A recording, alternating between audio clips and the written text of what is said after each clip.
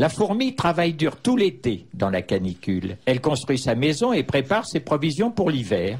La cigale pense que la fourmi est stupide, elle rit, danse et joue tout l'été. Une fois l'hiver venu, la fourmi est au chaud et bien nourrie. La cigale, grelottante de froid, n'a ni nourriture ni abri et meurt de froid. Version française. La fourmi travaille dur tout l'été dans la canicule. Elle construit sa maison et prépare ses provisions pour l'hiver. La cigale pense que la fourmi est stupide, elle rit, danse et joue tout l'été. Une fois l'hiver venu, la fourmi est au chaud et bien nourrie.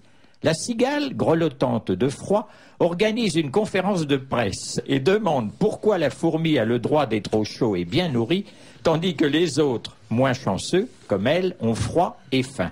La télévision montre la cigale, grelottante de froid, la fourmi bien au chaud dans sa maison, confortable, avec une table pleine de provisions.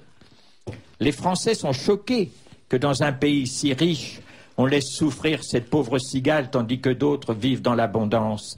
Les associations contre la pauvreté manifestent devant la maison de la fourmi.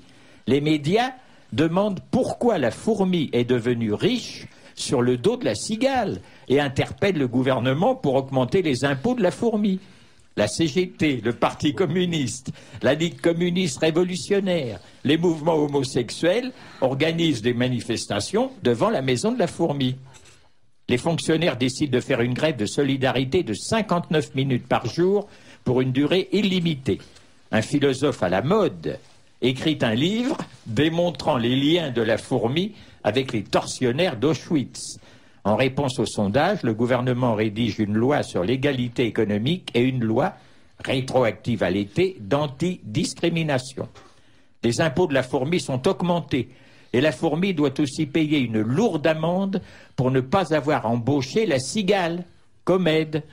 La maison de la fourmi est préemptée par les autorités car la fourmi n'a pas assez d'argent pour payer son amende et ses impôts.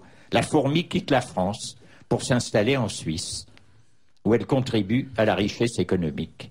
La télévision fait un reportage sur la cigale, maintenant engraissée. Elle est en train de finir les dernières provisions de la fourmi, bien que le printemps soit encore loin.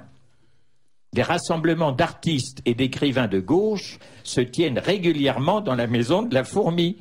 Le chanteur Renaud compose la chanson « Fourmi, barre-toi ». L'ancienne maison de la fourmi, devenue logement social pour la cigale, se détériore, cette dernière n'ayant rien fait pour l'entretenir. Des reproches sont faits au gouvernement pour le manque de moyens. Une commission d'enquête est mise en place qui coûtera 10 millions d'euros. La cigale meurt d'une overdose. Libération et l'Humanité commentent l'impuissance du gouvernement à réformer sérieusement le problème des inégalités sociales. La maison de la fourmi est squattée par un gang de cafards immigrés. Les cafards organisent un trafic de marijuana et terrorisent la communauté. Le gouvernement se félicite de la diversité multiculturelle de la France.